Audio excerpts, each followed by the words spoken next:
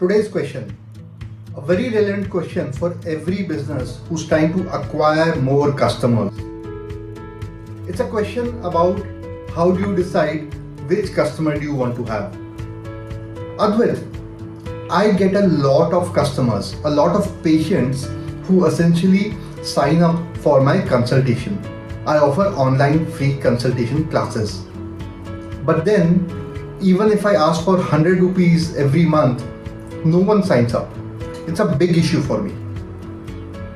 And yes, it is a big issue. It is not just a big issue for you, it is a big issue for every business who wants to get customers into their system and then eventually sell them something else. The whole cycle is like this.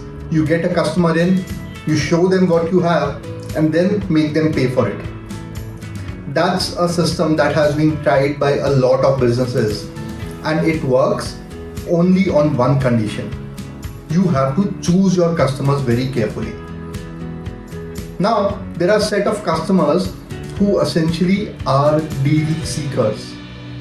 These customers will not pay anything no matter what you offer. They don't believe in paying for your type of service, for your product. These are the guys who will just download apps, use them for free for a week, and then uninstall them and unsubscribe. These are the kind of customers who will just look for a 5% additional discount from your competitor and go away. These are the kind of customers who will not pay even a single rupee extra no matter what you are offering. And I'm not saying that they are wrong or they are right. It is their mindset. But you have to be aware about that. You have to choose your customers who are willing to pay. And if you value your services, if you value your products, you will never sell it for free. You will never offer it for free. In fact, you will offer it at a premium. Even if the number of customers are less, even if there are few, you will get paid for what you offer. That is something that every business needs to understand. It is not about volume. It is not about number of customers.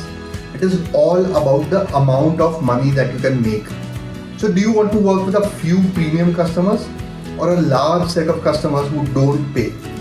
And that is why most of the freemium models don't work unless there is a wow factor initially. Unless there is something where you show them what you can offer but you don't tell them. You tell them what they need but you don't tell them how it can be done. So you have to draw that boundary. You have to hold back a few very important things that will add a lot of value to them. For example, I'll share my example. Here's what I do. I give lot of tips. I share all the information that I have. I share all the best of tips. But then there are a lot of people who want personalized touch, who want to solve it only for their businesses, who want to solve it only for their practices. And for that, they take my consulting. It's as simple as that. But again, I don't promote to all the people who want free stuff. They are not my audience. So it's as simple as that.